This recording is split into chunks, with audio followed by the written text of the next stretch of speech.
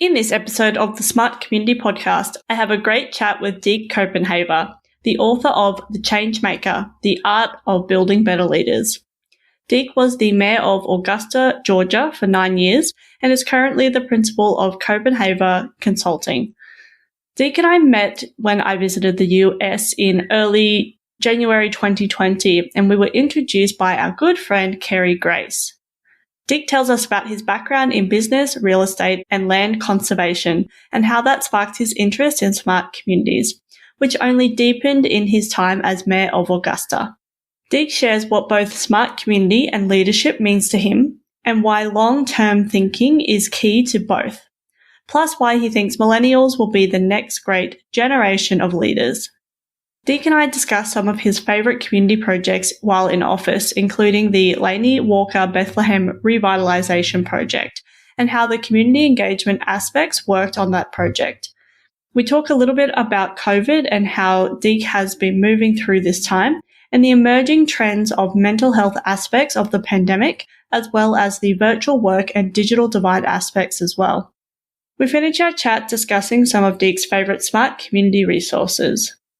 As always, we hope you enjoy listening to this episode as much as we enjoyed making it. Welcome to the smart community, smart regions, smart towns, and smart cities. It's where we live, work, and play. With smart communities, the future starts today. Big data, smart mobility, emerging trends galore.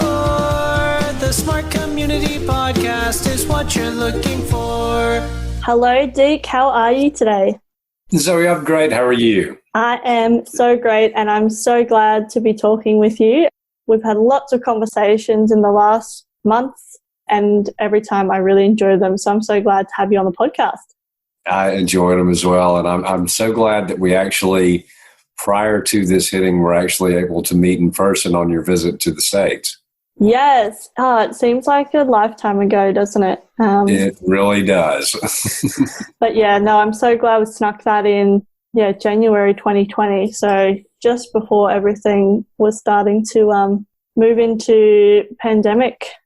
Yes, which we're still in the midst of. And obviously, it sounds like things are a little better in Australia than they are here in the U.S., But I think everything happens for a reason. And so for us to connect prior to this coming down the pipe and being able to work together and talk about things is a good thing. Mm-hmm. Okay, well, let's jump in. Can you tell us about your background and what you're passionate about? I can. I was born in Montreal, Canada, moved to Augusta, Georgia when I was 4 years old. Grew up writing and painting and thinking I wanted to be a journalist, but majored in business at the University of Georgia, went into real estate and development, which is where I really learned about land conservation and smart growth issues. I ran a land trust, a land conservation organization for 4 years, then was mayor of Augusta for 9 years, and now I'm a consultant, and last year published my first book, The Changemaker, The Art of Building Better Leaders. Yes, and I have read the book, and I can highly recommend it. Well, it's, I was thinking about it before coming on with you, Zoe, but it really, I think smart communities, it's about connected communities. I did a TEDx talk a number of years ago where I talked about cities are where all things connect, and said that we should view cities or communities or regions as organisms. And if one part is not healthy, then the entire organism is not healthy. And I think that holistic approach is something that I know you endorse and that you're a fan of and you're a guru on. So it's just you and I, it was nice to have met as kindred spirit and continue that relationship. Mm-hmm. Yeah, no, I totally agree. And that Changemaker conversation is definitely one that is part and fits very nicely and is included in the smart community conversation, because it has to be, because it's about changing the way we're doing things. But yet, I guess the leadership approach that you talk about in your book really fits into how I see smart communities coming about in the future. I agree completely. And it's interesting, since all of this hit, I have been a part of a lot of different discussions, but there are still those that are clinging to the status quo. And the point that I've made is there literally is no status quo anymore. We have to change the way we do things. And I know that change can be scary at times for people, but there's a paradigm shift in the world, and we need to adjust to it and be willing to change to the way we do things. Okay, well, let's go back to what sparked your interest, firstly in this smart community concept. It was really being running a land conservation organization for 4 years. Smart growth is what I ate, slept, and drank for 4 years, and I just became a firm believer in it. And I tried to apply that while I was in office. And here again, being in land conservation, green space protection is extremely important. All environmental issues are, and we're seeing that now. So that's really doing the deep dive into smart growth through running a land trust was really what gave me the passion that I have for it.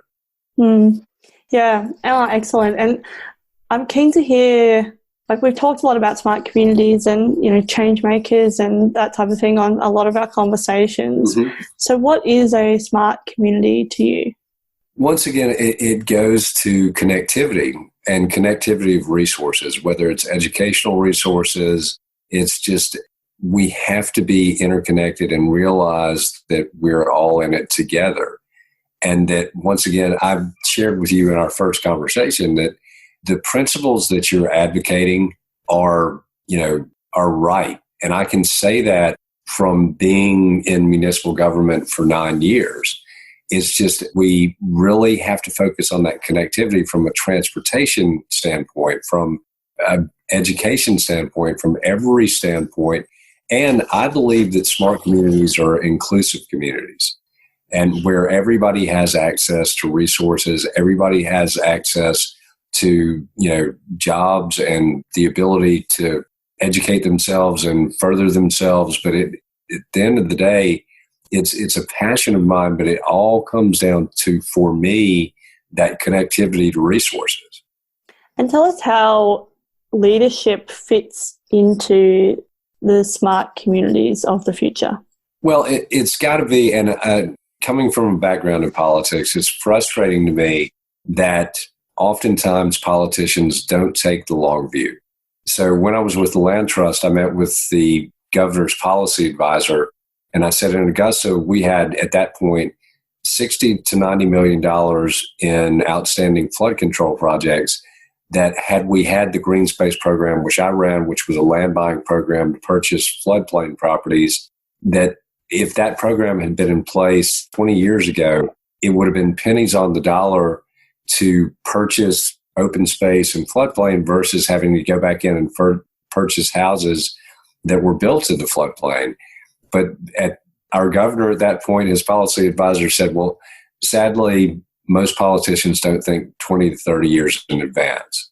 So that's really what, from a leadership position, politically or otherwise, we need to be focused on the big picture and the long term. Yeah. The long-term view, I think, is something that really needs to get spoken about a lot more, because we do talk a lot about kind of quick wins and getting stuff out there and that type of thing. But if it doesn't then eventuate into long-term thinking, or even starting with long-term thinking, then it's not going to have the impact. So it's not going to form part of the smart communities of the future. It will just be this flash in the pan thing that happened, and then future generations will have to deal with it. And to me, Zoe, your generation gives me great hope, because you're so collaborative, you're so interconnected through social media, which some people think, oh, social media is a bad thing. Millennials are always on their phones. Well, let me just put it to you straight. Everybody is always on their phone. I'm always on my phone, but I see that as a strength, and that connectivity is a good thing for your generation. And I have written blogs for Forbes about, I think that given the situation that we're given right now, that your generation will be the next generation, a great generation of leaders, because you have to be. And you get that clinging to the status quo and doing politics or long-range planning or so many things the same way over and over again is what has helped to put us in the current situation we're in. Okay, you have such an interesting and, I guess, community-focused background, so I want to dive into that now. Tell us about some of the projects, some of your favourite community projects that you did while you were in office, or before or after even. One of the best things, I worked on the Laney Bethlehem Revitalization project. So we went into what used to be the hub of the African American business community here in Augusta that over time had become disinvested and blighted. And we were able to earmark $30 million to go to the Revitalization project through increasing our hotel motel room fee by $1. So, and people thought it would never work, but it has been recognized by Harvard Student Design magazine as potentially a game changer in community revitalization. And basically the city, because there was no way a developer could go in and make any money, the city had to move into the space and become the master developer. But when I left office, we were at a 6-to-1 private to public investment ratio. It had added $4 million to the tax base, and we couldn't build houses in the neighborhood fast enough.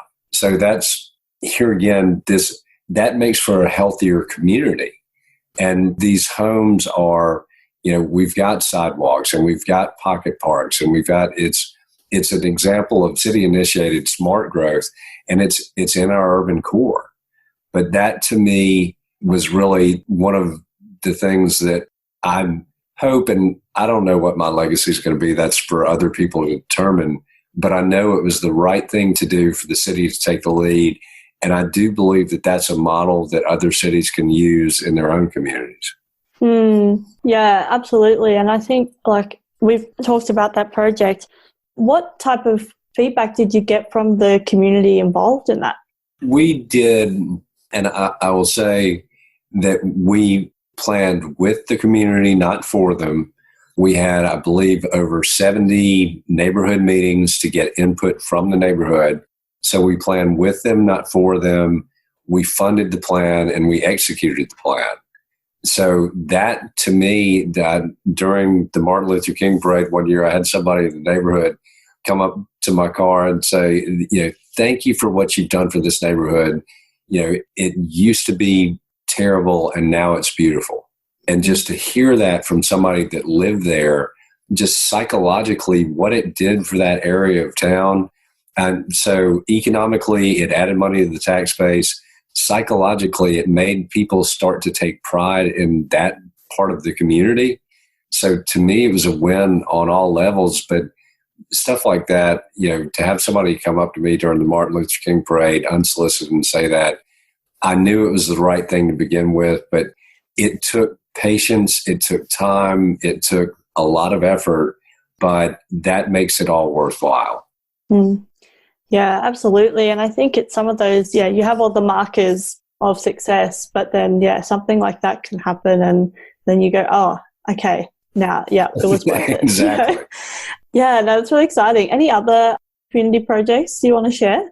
Oh, gosh. I mean, when I ran the Green Space program before taking office, that we became the model program for the rest of the state as far as open space set-asides and, developing trail systems and everything. So that was something I did before I took office, but now I can drive around town and see all the properties we've preserved, and the organization has grown significantly since I left and gone on to protect thousands and thousands of acres throughout our region. So to be there at the beginning with that, I was the first executive director.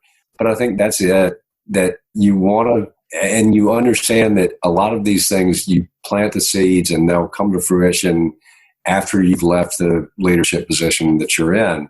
But it's still worth it to plant the seeds and to turn it over to your generation. If you're the one in a leadership position that reaps the harvest that I helped plant the seeds, that's great to me. I don't, and I think the best thing about leadership is it works best when you don't care who gets the credit. Yeah.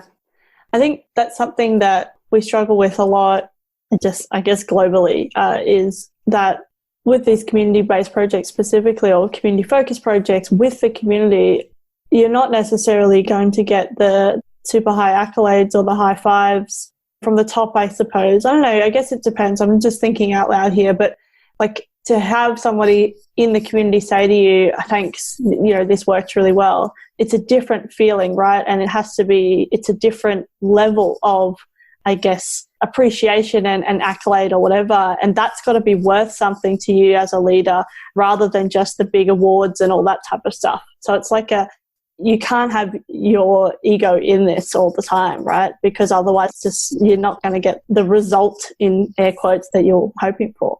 No. And to me, leadership is about the grassroots. And I think all too often people, I mean, and I'll speak from an elected background, people get elected and they think that they're above the people they serve. Well, to me, and if you get insular and you're not around the people you serve on a regular basis, that's a dangerous position to be in. But if you're out there at the grassroots level, you can feel the change you're initiating. And that's to be at the community level. That's to me much more satisfying than any award that you could ever win, because you can actually physically see the change. And so I live right around the corner from a piece of green space along a creek that the Land Trust preserved while I was there. So every day I get to drive past that 4-acre piece of green space on a beautiful creek that we planted trees on, and I get to tangibly see it. Well, that's been a long time ago, and I bet most people don't remember I had anything to do with that, but I can still tangibly see it, and I can see people picnicking on it. And that's, here again, thinking to the long term and the big picture. That's really what everybody in leadership roles, I think, needs to focus on. And I think people can learn that. And I think hopefully leaders now are learning from this experience that that's the way that we have to think. Yeah, actually, I'm keen to hear your thoughts around this time that we're in at the moment, around COVID and moving out of COVID. What's helped you continue to, I guess, lead during this time? What skills and what habits or what, I guess, things that you've learned before COVID, what's helped you move through this time? Patience is a big part of it, for sure, because there's so many unknowns out there now. And it's not like, I was talking to our current mayor this week, and I said, when I led through the financial meltdown and the Great Recession, there were policies you could put in place to help change the situation and move the situation forward. Now, policy is a part of dealing with this, but it's more based on science than anything. And so we have to all be patient in this. We have to all be smart. But so patience is key. I know we'll get through this. I mean, the world is a resilient place, but it is that patience. And for your generation, I think, and I was talking to a young lady at the University of Texas, El Paso last week. To me, this is, in real time, this is the first global event that your generation has experienced. And I know it's not easy and it's scary, but I think about all the young people I know that I'm connected with on social media. You inspire me by doing what you do, which helps me to get through this. But seeing all the positive posts on Instagram, I'm like, that's, I take inspiration from wherever I can get it. But to a large degree, obviously, I've learned patience, but I've also learned to look for inspiration. And your generation gives that to me. Yeah, it's an interesting time. And I think there's so many things happening globally that, yeah, it'll be interesting what lessons we take as we move forward, both from the COVID as well as, the protests, Black Lives Matter protests around the world, and the movement around the world. And I was talking to someone yesterday, and I think we'll see other big events that will kind of activate and move people forward. And then it's like, okay, that's this start of a movement. But then after, what are we changing? What thing, like you talk about the status quo, what is actually going to change so then we can move forward and have these more connected, integrated, diverse, inclusive communities. Well, and you're spot on, Zoe, but that's what I was talking to a friend on Monday, and I said, my hope is with the Black Lives Matter movement and just a movement for racial justice and reconciliation, this needed to happen. It should have happened a long time ago. We should have addressed systemic racism. I tell people here that I start from a point with discussing these things that I have never experienced systemic racism, nor have I been racially profiled. And I will never experience that. But I have lots of Black friends who have, and I need to be listening to them. But I think overall, it happened at an interesting time when I think our nation was a powder keg to some degree, based on history, but also based on the current set of circumstances around COVID. But I'm hopeful that it will lead to sustainable change. And there's good in everything, even in the current situation, but you have to look for it. But I think this really, and I go back to your generation, when you look at the demonstrations we've had here in the U.S., it's a very diverse group of people. I mean, it's old, young, Black and white. And I think you and I discussed the last time that we had every demonstration here in Augusta has been peaceful. But we had a demonstration where 2 sheriff's officers laid on the ground with the protesters in solidarity. And that demonstration was arranged mainly by a 20-year-old young lady who's a student at our local university. So I think it's showing your generation and even younger that we can have an impact. And that's a lot of what I've tried to do for years and years now, is to empower the younger generations, not to seek to retain my own power, but rather to empower. Yeah, and I think moving out of this time, we need that passion, that momentum, that, you know, like people really care about this stuff, right? And yes, and that caring, and I definitely relate you to this caring. You know, it's not necessarily who you are or what you're doing; it's how much you actually care about this stuff. And we need to drive that forward so then we are actually then, changing, like you said, addressing these systemic issues that must be addressed and to be able to move forward. Because otherwise, we stagnate and it won't change. Well, and I go back to, I've always said, how are you going to grow as a person if you only hang around people that look like you and act like you and think like you? The only way you're going to grow as a person throughout your life is if you're around people who may have differing viewpoints or were socialized in a different way. And that's not just because somebody was socialized in a different way than you does not make their worldview bad or wrong. They were just socialized differently. And I think if we can start at that point to not say, you're bad or wrong because you have a certain perspective on race based on the way you were socialized. I always tell the story about, I have a good friend who's a local commissioner here who we've been friends for years. His name is Ben Hassan. Well, Ben grew up in an impoverished inner city neighborhood where I grew up in a golf course community. So naturally we have different worldviews, but that has never made his worldview bad or wrong, nor mine. And I believe by being friends and sharing conversations, we've probably changed each other's worldviews. If we can start from a point that it's just not because you're from a country, you're from a certain socioeconomic class, we're all socialized in different ways. Let's just have a conversation and not basically be prejudiced against somebody from the way they were raised. Yeah, no, I agree. And I think that's a strong message that I got from your book. And I guess that more, and I know you're independent, so not having kind of one or the other viewpoint and having those discussions and debates. And I think polarization is something we've talked about, and that we can't move forward even if it's, polarizing towards something that I believe in. But if we can't have the discussion and the debate around, because it's never just one or the other, it has to be this nuance, right? And we have to be able to have discussions about it.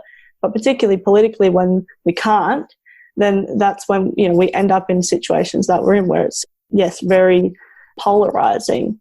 So can you share some thoughts around, from your book maybe, around that thought? I can. And it's interesting, Zoe. So I've always viewed society is a bell curve.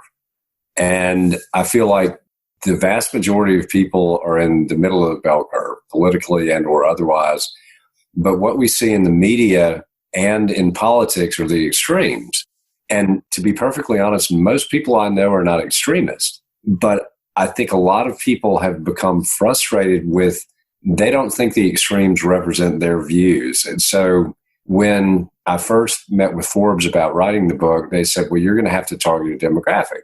And I thought, well, I didn't do that in office. You know, I had a local radio show for a year. I didn't do that there. I focus on the middle, which I think is the fertile ground for progress to happen.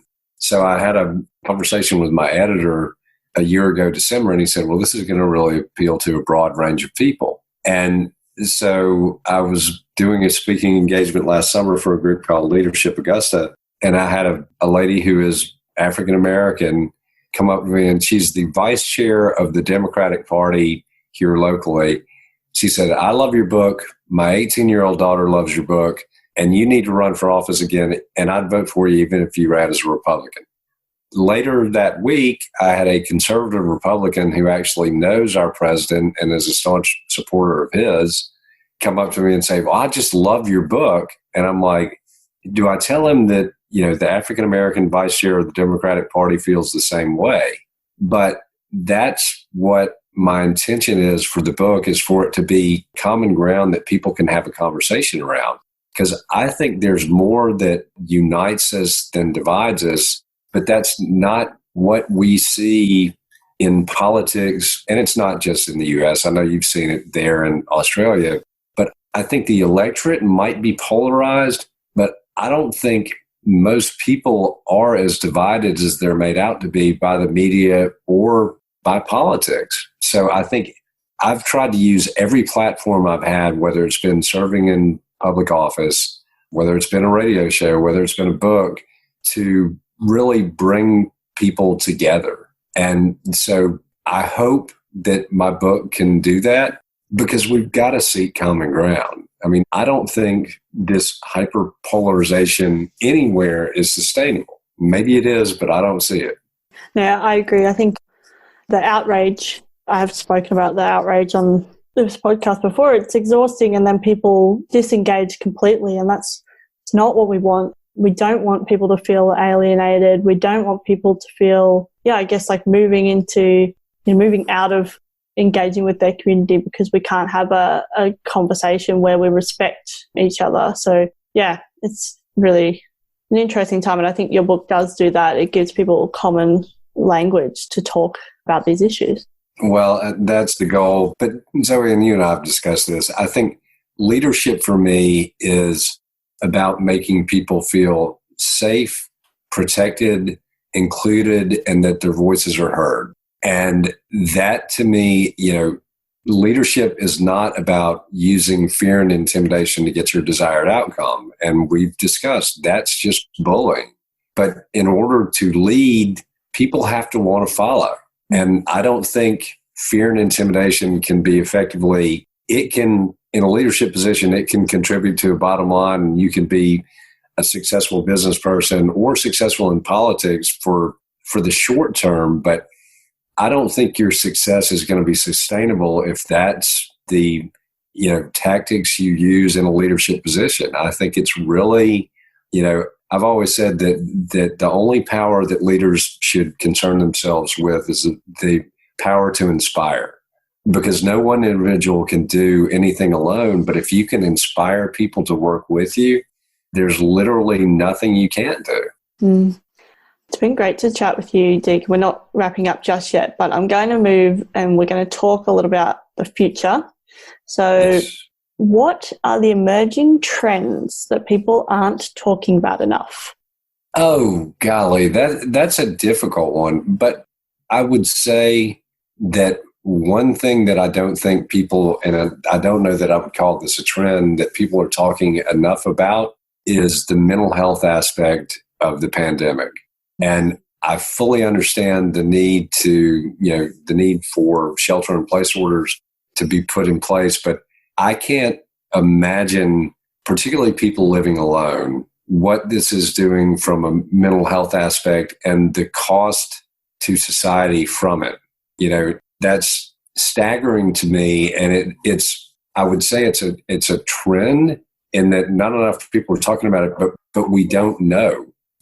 We have no, and I don't know that anybody's out there trying to calculate the impact on society. So I would say that would be sort of the negative trend. The trend that people are talking about is obviously we can work virtually better than we thought we could. And so that from a connectivity standpoint, but that's a concern of mine because I think that's going to be, and we talk about looking at the big picture, what is going to be the long-term impact of the pandemic on mental health every place? Yeah, I was going to say a good one to talk about, not so good of a trend, because we need to start, and I think things are starting to happen and talk about, and there was something, mutual friend of ours, have been talking about that wellness aspect of it. And in a sense, it's always been important, and it's becoming more and more important in like a business sense when we talk about wellness, but it's not just about, physical wellness and, getting out there and exercise. That's definitely part of it, but that the mental health impacts. And it's interesting because it's, like you said, the people that are living alone or just don't have access to the resources that they had before because, maybe at their house it wasn't a place where they felt safe, or whether, they had access to the internet or whatever. And so they are now unable to go out. And yeah, I totally agree that we need to do what we need to do at this time, but we do need to start having these conversations, do something about the mental health impacts. And I think directly slides into the digital divide aspect. Absolutely. And that digital literacy, because if you don't know how to use your device, or if you don't have internet access, or you don't feel comfortable online, but even then, as somebody who has been working online for a long time, this has been very different. And I have had to think about, I'm on my computer all the time. What things do I need to shift so I'm stepping away from that and looking after my mental health as well? Because, and I do before COVID, we talk about those intentional digital black spots. So when we can actually turn off things. But yeah, it's that I'm on all the time, 24-hour access that, can really impact people's mental health for sure. I know I am so guilty of it too. And I'm actually going on vacation next week and I can't wait. And so what I had done, even when I was in office for 9 years, is I intentionally would put my cell phone in the safe wherever I went and not check it, and tell the people I work with don't manufacture an emergency. You know what an emergency is, and I need to unplug. So I intend on doing that next week. But since this whole thing hit, I'll admit completely, I've been on my phone more than I should be, because it's almost you become an information junkie. And when the difficult part about it is I'm always trying to seek good information, but you don't know what information to trust. And so I think that intentional unplugging, whether you do it for a certain period of every day or you do it, on a weekend or whatever, I think that that's important for us all now too, because it can, frankly, it's unfortunate, but it's almost like a car wreck that people crane their neck. And people tell me, well, I need to know. But I'm like, can you trust the information that you're consuming? So I will be next week going into that digital black hole for a little bit. Yeah. I need to planning a week as well. But yeah, no, it's been an interesting time. And then, I think about the people that it's like not just people that have now access and are spending a lot of time online, but, the impacts of the unemployment and the feelings. Absolutely. And it's going to be an interesting time, and it's something that needs to be a top priority now, but definitely moving out of this for sure. Well, it's adjusting and change. And so I began the year basically gearing my business model around doing paid speaking engagements, and had a great one at the University of Texas, El Paso in Texas on March 10th. And I thought, well, here I am. I'm going to be on university campuses all over the US and hopefully abroad. But then that all changed completely. So recently what I've done is just adjusted my business model to focus on virtual consulting, because cities I know really need help at this point. So I had to adapt. And it was, I will say, to my business, it had its two best years the past 2 years leading into 2020. So it's hard to take, well, your revenue stream is cut. So, but you can't, and just for your listeners, you can't let that stop you. You've got to keep living and making adjustments and being adaptable. And it's always been that way. This has just amplified the situation. But if you're not willing to pivot, that's a survival skill. And it's being the individuals and businesses that have been able to pivot throughout this are going to come out the backside better off than if you just let fear overtake you. Yeah, and I think, and even I feel like even the word pivot, it's interesting because I think it's when, like, your message is still the same, just the model of the business is different, right? And I think that's that's where when I think we, I'm guilty of it, like thinking, maybe I'll do this now, or this now, or this now. You get scattered and it's like, oh, hang on, I can't do all these things. And also, what's the core message that I have here? And I think what you're saying is, it's like, it's the message is the same. That information is still the same. It's not necessarily that you have to like go out and grab a, now I'm an expert in something else or this or that or the other. Exactly. It's actually, the message is the same. The core is the same. It's just the business model that's shifted. So, instead of speaking on site, you're doing virtual consulting. So I think, it's been interesting because I've also, been following that along as well. And I think it's important to really, if your message was enough before COVID, it's still enough now, right? And it's just working out that model of delivery. Yeah. And realistically, I had been approached about by other cities, even in other countries, about consulting on economic development and any number of things.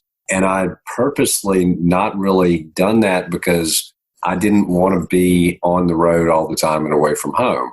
So looking at this has increased my bandwidth to go to being virtual, to where, I can, if there are cities that need help in Australia or any place, I can now provide a service to them. Whereas, if I had to go by the same model as before, where it's all in person and on site, I wouldn't have the same bandwidth that I do now, that everything's shifted more to a virtual model. And realistically, I don't see, as much as novel as Zoom was to begin with, and I get a little zoomed out at times, as I'm sure everybody does, but I don't see that changing. I think we're going to stay, that's a trend that people are talking about, but I think virtual is here to stay.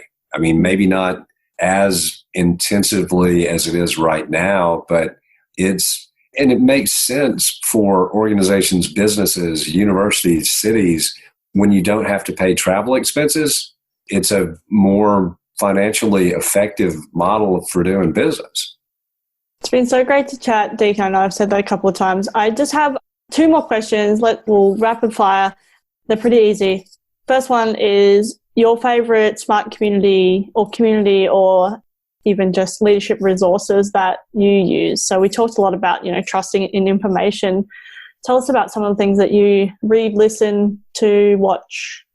I'm a big fan of an organization here called the Trust for Public Land. I get a lot of information through them. We were members of the Land Trust Alliance, which is it's a U.S. organization. Golly, I was on the board of an organization called the Georgia Conservancy, which is a great statewide organization. The Nature Conservancy, which is every place.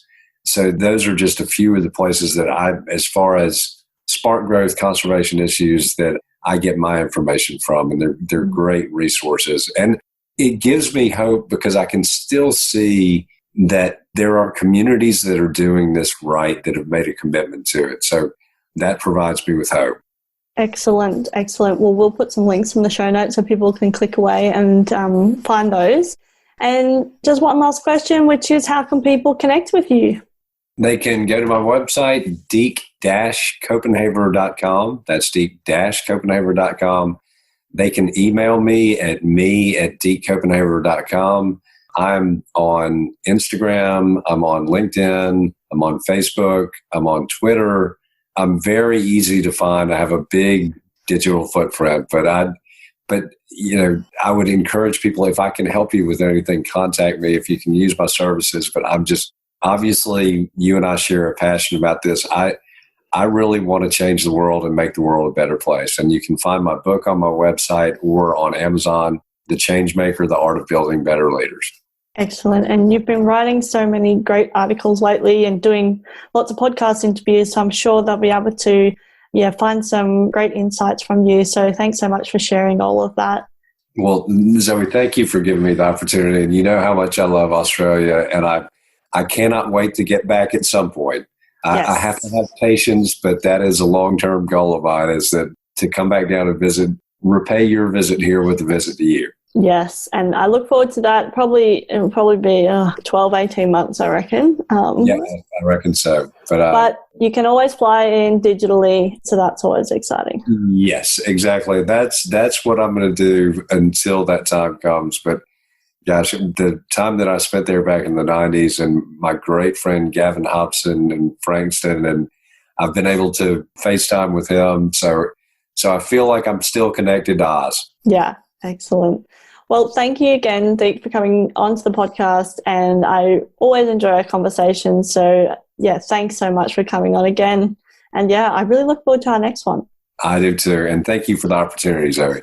No worries. Well, we will talk again soon, and, bye for now. Bye. Bye.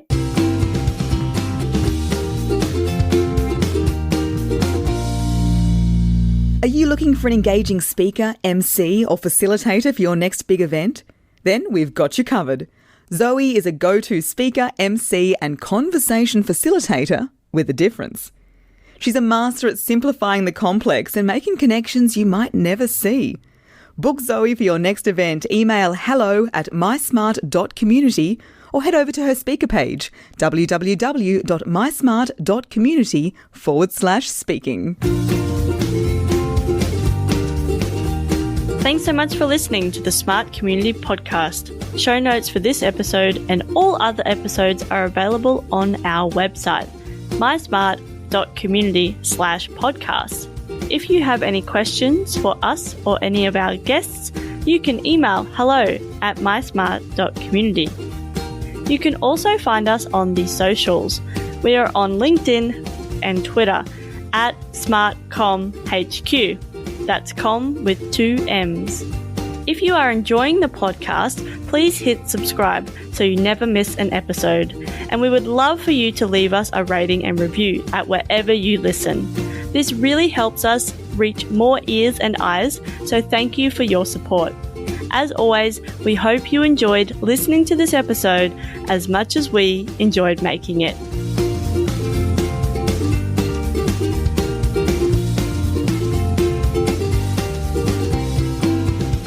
The Smart Community Podcast is what you're looking for.